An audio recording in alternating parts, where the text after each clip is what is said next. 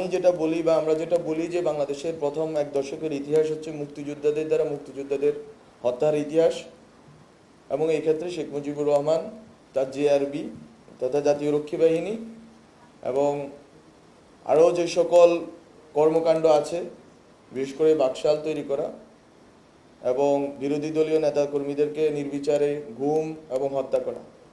গুমের ঘটনা আজকের ঘটনা না, আয়নাগর আজকের না, বরং গুম, আয়নাগর এবং এই যে নির্বিচার নিপীড়ন, এই ঘটনা শেখ মুজিবুর রহমানের আমলেই ঘটেছে।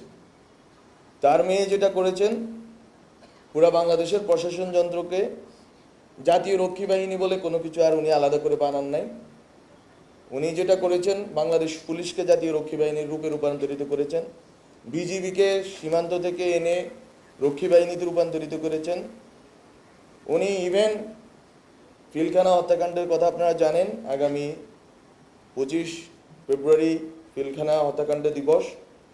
পিলখানা হত্যাকাণ্ডের মাধ্যমে সেনাবাহিনীর যে মোরেল আছে, এই দেশের স্বাধীনতা সার্বভৌমত্বের পক্ষে লড়াইয়ে যেই নৈতিক সাহস এবং নৈতিক ভিত্তি আছে, সেটাকে ভেঙে দিয়ে ইভেন সেনাবাহিনীকে উনি, ওনার বাবা যেটা পারেন নাই, বাংলাদেশের মুক্তিযুদ্ধ করা সেনাবাহিনী বাংলাদেশের মুক্তিযুদ্ধ করেছে, মুক্তিযুদ্ধের ভিতর দিয়ে বাংলাদেশের সেনাবাহিনী তৈরি হয়েছে। এই সেনাবাহিনীকে শেখ মুজিবুর রহমান কন্টামিনেট করতে পারেননি, কিন্তু শেখ হাসিনা কন্টামিনেট করেছেন।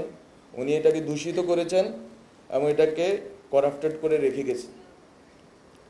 বলতো শেখ হাসিনাকে আমি মনে করি, অনেকেই বলে থাকেন ইতিহাসের শিক্ষা এই যে ইতিহাস থেকে কেউ শিক্ষা গ্রহণ করে না।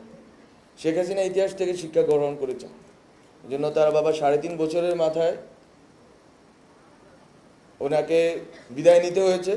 সেই বিদায় হয়তো করুন, সেই বিদায় হয়তো অগণতান্ত্রিক, সেটা নিয়ে আমরা কথা বলতে পারি, কিন্তু উনি যে কোনোভাবেই হোক ক্ষমতা থেকে যেতেন। তো বাংলাদেশে শেখ হাসিনা তার বাবার ভুল থেকে শিক্ষা গ্রহণ করে এই প্রশাসন যন্ত্রকে একটা ক্লায়েন্টিজমের মাধ্যমে পুরা তৃণমূল পর্যন্ত উনি নিজের দলের অধীন করেছেন। এই জন্য ওনাকে বাকশাল করতে হয় নাই, আলাদা করে নাম করে।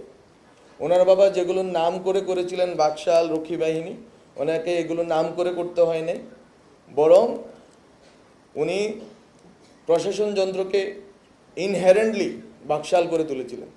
একটা মুজিববাদী প্রবণতার মাধ্যমে, একটা চর্চার ভিতর দিয়ে এই প্রশাসনকে না, শুধু ওদের পরিকল্পনা ছিল মূলত কয়েকটি প্রজন্মকে মুজিববাদী চেতনার গুলি খাইয়ে তাদেরকে পঙ্গু করে রাখা, নৈতিকভাবে, মানসিকভাবে এবং বুদ্ধিবৃত্তিকভাবে।